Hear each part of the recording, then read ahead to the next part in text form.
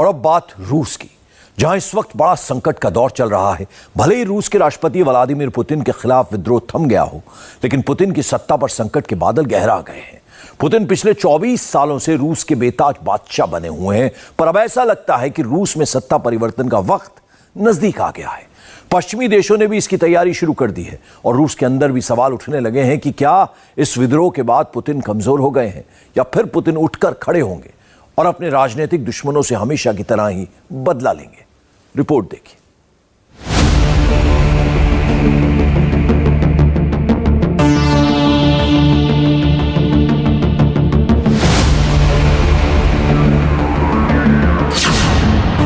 क्या तख्ता पलट रुकने के बाद पुतिन की सत्ता जाएगी?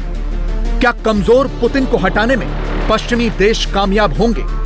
क्या पुतिन की कमजोरी जाहिर होने के बाद यूक्रेन युद्ध खत्म होगा? पूरी दुनिया में इस वक्त इन सवालों के जवाब खोजे जा रहे हैं। ऐसा लग रहा है कि दुनिया के बड़े बड़े देश जैसे इसी दिन का इंतजार कर रहे थे। दुनिया को यह उम्मीद मिलने लगी है कि अब जल्द ही रूस के राष्ट्रपति व्लादिमीर पुतिन की सत्ता का अंत नजदीक आने लगा है और इसकी सबसे बड़ी वजह इस पूरे विद्रोह में पुतिन का कमजोर दिखना।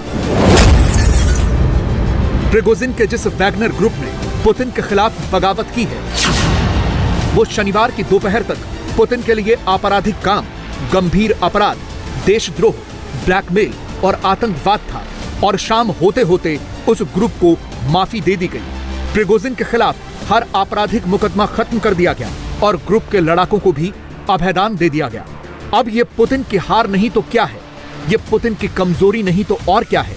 और इसीलिए पूरी दुनिया में पुतिन की इसी कमजोरी पर चर्चा शुरू हो गई है। नतीजे आने लगे हैं। ये यूरोपीय यूनियन की तस्वीरें हैं, जहां यूरोप के सभी देशों के विदेश मंत्री जमा हुए हैं और चर्चा सिर्फ रूस की इसी बगावत पर हो रही है। यहाँ वो सारे देश मौजूद हैं जो पूरी एकजुटता से रूस के खिलाफ यूक्रेन को समर्थन दे रहे हैं, यूक्रेन की हर तरह से मदद कर रहे हैं। Well, I think that first and foremost, this is an internal business of Russia, and we have to view it from that point as well. And I think that although we all realize is that the ongoing processes in Russia is going to have consequences when it comes to security, it is a bit too early to make a deeper analysis of this. Everybody is aware of what's happening in Russia. It's important to understand that this is cracking the Russian military power and affecting its political system. And certainly it's not a good thing to see that a nuclear power like Russia can go into the phase of a political instability. It's also something that has to be taken into account. रूस में बगावत के बाद Putin के दुश्मन भी सक्रिय हो गए हैं। अमेरिका के राष्ट्रपति जो बाइडेन ने शनिवार को रूस के हालात पर फ्रांस के राष्ट्रपति इमैनुअल मैक्रोन, जर्मनी के चांसलर ओलाफ शोल्ज और ब्रिटेन के प्रधानमंत्री ऋषि सुनक से बात की। यानी सिक्योरिटी काउंसिल के 3 परमानेंट मेंबर सक्रिय हैं। व्हाइट हाउस ने बयान जारी किया और कहा कि चारों नेताओं ने यूक्रेन के लिए अपने अटूट समर्थन की पुष्टि की है। वैसे यह भी कहा जा रहा है कि अमेरिकी खुफिया एजेंसी CIA को रूस में हुई इस बगावत की पहले से जानकारी थी, लेकिन उन्होंने इसलिए जाहिर नहीं किया कि कहीं रूस उन पर इसका आरोप न लगाए। लेकिन बगावत के बाद रूस फिर से पश्चिमी देशों को ही जिम्मेदार बता रहा है। रूस के विदेश मंत्रालय ने एक बयान जारी किया जिसमें कहा गया कि हम पश्चिमी देशों को अपने रूस विरोधी लक्ष्यों को हासिल करने के लिए रूस की आंतरिक स्थिति का फायदा उठाने को लेकर आगाह करते हैं। जबकि पश्चिमी देशों समेत पूरी दुनिया को यह समझ में आ गया है कि इस घटनाक्रम के बाद पुतिन कमजोर हो गए हैं और अब फेस सेविंग की कोशिश कर रहे हैं। इसीलिए तुरंत अमेरिका के बाकी सहयोगी भी पुतिन से यूक्रेन का युद्ध खत्म करने की मांग करने लगे हैं। What's very clear to me is that the Russian illegal invasion of Ukraine has been a disaster for the people of Ukraine, most importantly, but it's also been a disaster for the people of Russia. Mr. Putin thought he could just roll over international law and roll over the people of Ukraine and have regime change there. President Zelensky and the people of Ukraine have shown enormous courage in standing up for their national sovereignty. And clearly, the democracies around the world, including Australia, will continue to provide support for the people of Ukraine. And this has been a disaster for Mr. Putin. He overplayed his hand and he got it wrong. And some of the consequences of that, I think we saw playing out on the weekend. The best thing that Mr. Putin can do is just to withdraw from this illegal invasion, retreat back behind his own borders, and that would be a good thing for international law if that occurred. ये माना जा रहा है कि इस बगावत को रूस के लोगों का भी समर्थन हासिल है, इसीलिए तो मॉस्को पर हमले का ऐलान करते हुए प्रिगोजिन से हाथ मिलाने और सेल्फी लेने वाली तस्वीरें सामने आई। इन तस्वीरों ने राष्ट्रपति पुतिन की टेंशन बढ़ाई हुई है। सोचिए, हथियारबंद लड़ाकों का पूरा दस्ता रूस के भीतर सैकड़ों किलोमीटर तक चलता रहा। मॉस्को से सिर्फ 200 किलोमीटर पहले पहुंच गया, लेकिन उन्हें रोकने तक की कोशिश किसी ने नहीं की, किसी ने चुनौती नहीं दी। यह पुतिन की कमजोरी नहीं तो और क्या है। रूस की किसी भी सेना की टुकड़ी इन हथियारबंद लड़ाकों को रोकने नहीं आई। बताया जा रहा है कि पुतिन अपने रक्षा मंत्री शोइगु और आर्मी चीफ वैलेरी गेरासिमोव से बहुत नाराज चल रहे हैं, क्योंकि इस पूरे घटनाक्रम के दौरान दोनों खामोश रहे और मौजूद भी नहीं थे। यह भी कहा जा रहा है कि पुतिन जल्द ही अपने डिफेंस मिनिस्टर और आर्मी चीफ को हटाने वाले हैं, लेकिन फिलहाल दुनिया को दिखाने की कोशिश कर रहे हैं कि सब कुछ नॉर्मल है। इसीलिए रक्षा मंत्री का यह वीडियो जारी किया गया। यह वीडियो आज यानी सोमवार का ही बताया जा रहा है। जब से प्रिगोजिन के वैगनर ग्रुप ने बगावत की है, तब से रूस के रक्षा मंत्री की यह पहली सार्वजनिक झलक है और जानबूझकर यह वीडियो जारी किया गया है। डिफेंस मिनिस्टर सर्गेई यूक्रेन में लड़ रहे अपने सैनिकों का इंस्पेक्शन कर रहे हैं। तस्वीरों में वो एक हेलीकॉप्टर में सवार बताए जा रहे हैं। रूस के विद्रोह पर पश्चिमी देश और पुतिन के दुश्मन क्या सोचते हैं, यह समझना हो तो ब्रिटेन के अखबारों की हेडलाइन देख लीजिए। डेली मेल ने लिखा है, पुतिन की बहुत ज्यादा बेइज्जती हुई है। यह मिरर है, जिसके पहले पन्ने पर ही पुतिन के बारे में लिखा है कि कमजोर और डरे हुए हैं। द सन में भी लिखा है कि रूस पर पुतिन की पकड़ कमजोर हो रही है। यह ब्रिटेन का एक और अखबार है मेट्रो, जिसमें इस विद्रोह की तारीफ की गई है।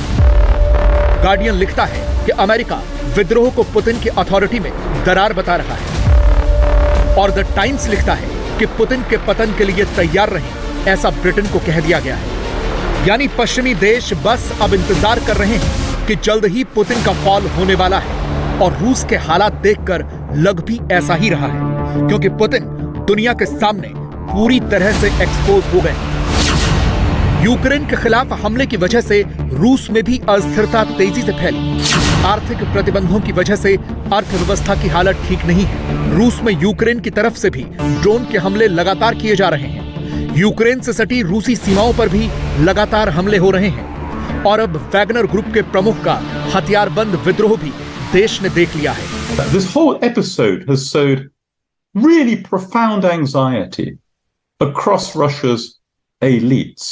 It's one more example after the launching of the invasion against Ukraine itself and the disastrous conduct of the war.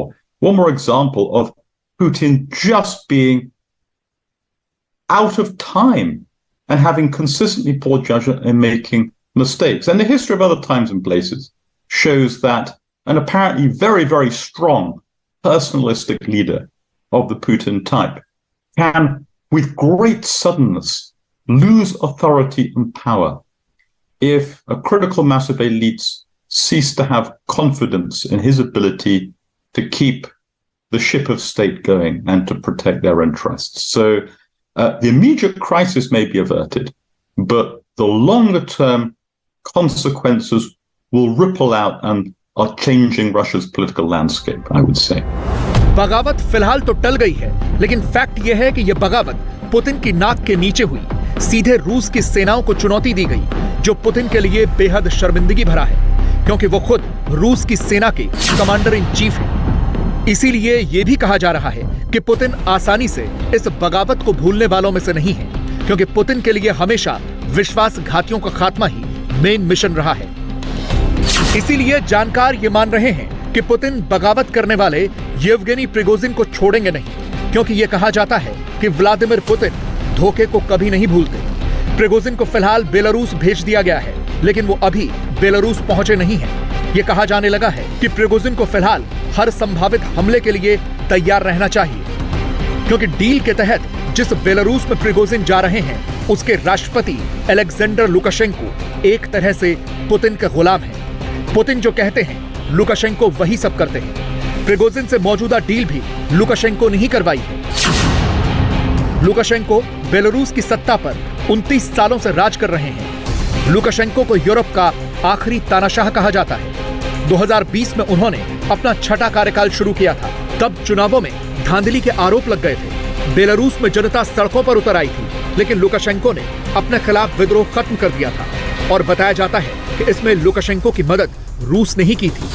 अब पुतिन के खिलाफ आवाज उठाने वाले प्रिगोजिन लुकाशेंको की शरण में जा रहे हैं। तो क्या लुकाशेंको पुतिन के विद्रोह का बदला लेंगे? Lukashenko's position with respect to Russia and Putin is very weak. Lukashenko is subordinated to, dependent on Putin. There's very little that he can say no about to Putin. He hasn't yet sent Belarusian troops into the war.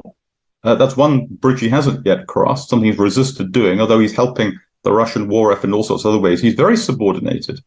Belarus is still a sovereign state, but it's not really an independent state. So it's very curious that his help, at least, again, it may be just theatrically, there may be some choreography behind the scenes, but even that matters. It's very curious that he has helped, in effect, rescue Putin.